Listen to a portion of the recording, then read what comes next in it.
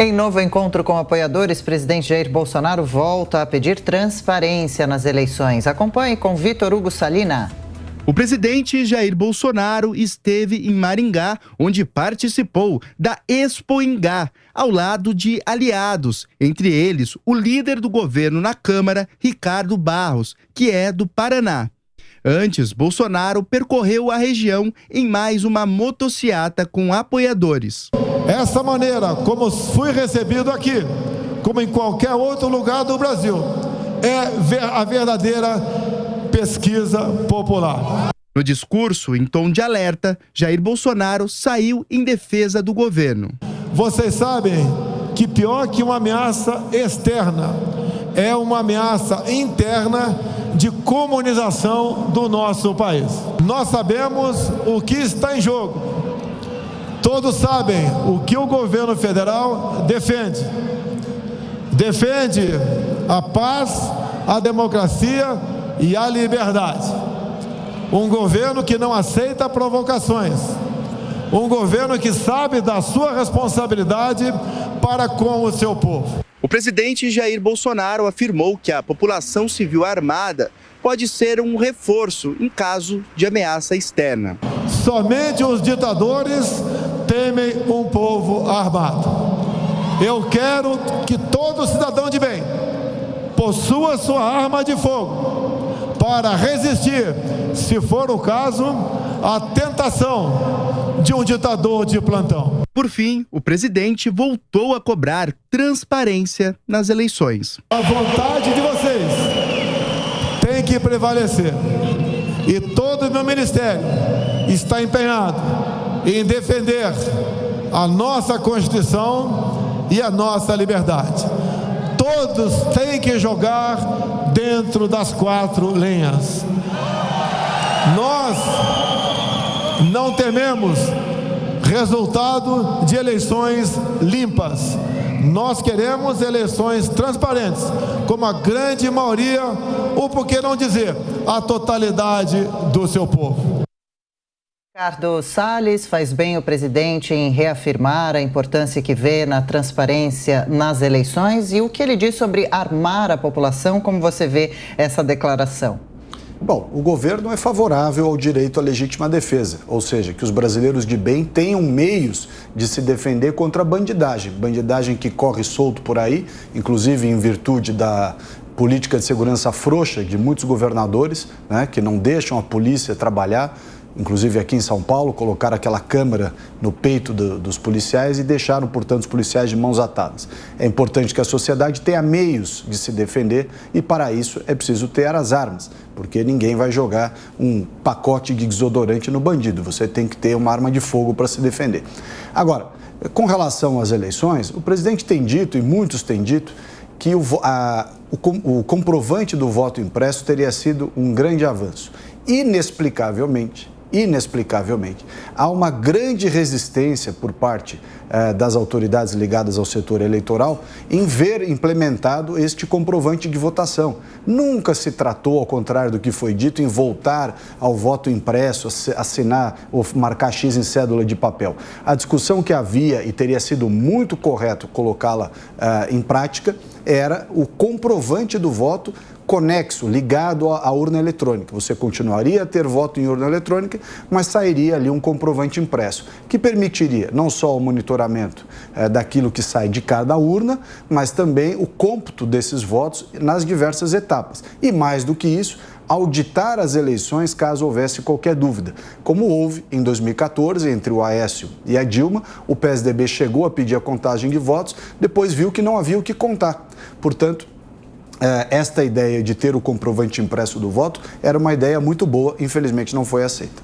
Diogo Schelp, essa discussão que o Salles fala sobre o voto impresso, né, foi muito feito no ano passado, o Congresso acabou não aprovando, a Câmara especificamente, mas essa discussão volta nesse ano. De que forma uma discussão começa em ano eleitoral é saudável?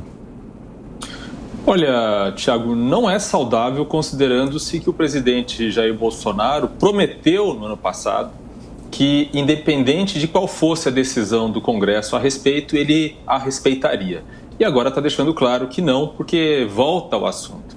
É preciso lembrar também que o próprio PL, o partido ao qual o presidente se filiou este ano, orientou os seus parlamentares no ano passado a votar contra a implementação do comprovante impresso do voto eletrônico. Então, essa é a situação atual. Ele fala em transparência, existe transparência, e essa questão do voto impresso, ele havia prometido que respeitaria a decisão do Congresso a respeito, e agora demonstra que não está satisfeito com isso, ou seja, ele não cumpriu sua palavra a esse respeito. Com relação às armas, eu sou da opinião que os cidadãos têm o direito de saber escolher como pretendem se defender. Então, eu não sou um desarmamentista absoluto, como se costuma usar a expressão. Agora, dizer que isso é uma medida de política de segurança pública, não é. Em qualquer país do mundo onde as armas foram liberadas, isso não significou uma redução na criminalidade. Não é uma política de redução de criminalidade. É uma questão filosófica de direitos e liberdades. Mas o presidente sequer faz aí uma referência à liberação de armas num contexto de segurança pública. O que ele está falando é exatamente a possibilidade da população iniciar uma guerra civil, basicamente, ou seja, pegarem armas contra um suposto hipotético ditador, sendo que isso sequer existe no Brasil atualmente. Na verdade, é um discurso de cortina de fumaça e o presidente praticamente não falou do principal problema no país atualmente, que é desemprego e inflação. Ele não falou como pretende resolver esses problemas. Cris, o presidente fugiu de assuntos importantes. Você acredita que as eleições no Brasil já podem ter sido fraudadas ou que possam ser? O presidente disse que acredita que poderia ter vencido no primeiro turno em 2018. E como acompanha também a discussão sobre armas? Bom, vamos por partes aqui. Primeiro, eu não acho que o presidente foge de questões de economia. Ele tem falado insistentemente nisso e colocado os pingos nos is, falando que governadores e prefeitos, lembrando isso, né? Governadores e prefeitos, ao fechar por completo a economia, quebraram empresas, acabaram com empregos, apesar de todo o esforço da equipe da economia, né? Do governo federal, do ministro Paulo Guedes, para tentar preservar empregos, e conseguiu preservar muitos empregos, mas houve uma quebradeira geral. Isso está resultando na quebra da produção, agora que as empresas voltaram a operar, e obviamente gera inflação, além da questão internacional da guerra também, que influencia muitos preços e atinge, por exemplo, dos combustíveis, que é um componente importante nos índices de inflação. A gente viu trechos aí do que ele disse, mas ele tem dito reiteradamente, sim, o que vem sendo feito e como o governo federal tem tentado combater esses problemas econômicos atuais. Governadores e prefeitos, eu acho que têm dito pouco e especialmente não têm assumido sua culpa nessa esfera aí. Em relação ao desarmamento, eu discordo que ele tenha incitado a população a ir para a rua provocar uma guerra civil. Não vejo isso nas palavras do presidente. Eu vejo desde o início dessa discussão toda das armas, muito antes dele ser candidato a presidente ou assumir a presidência, vencer, né, a eleição em 2018, eu vejo um discurso pró-liberdade de o cidadão decidir como vai defender sua família em caso de ter sua propriedade invadida. E, obviamente, lembrando tudo que aconteceu nos anos, especialmente em que o PT esteve à frente do governo, estimulando grupos terroristas, e aí sim falavam no exército de Stedley para ir para as ruas, sim, atacar adversários. Isso a gente vê muito no discurso da esquerda. Eu não vejo incitação à guerra civil de forma nenhuma nessa discussão do armamento ou desarmamento da população. E eu queria destacar nesse discurso específico aí do presidente em Maringá, o que ele fala, que é também feito de forma reiterada, seja em entrevistas, seja em lives, ou seja nesses encontros com apoiadores, que é o respeito à Constituição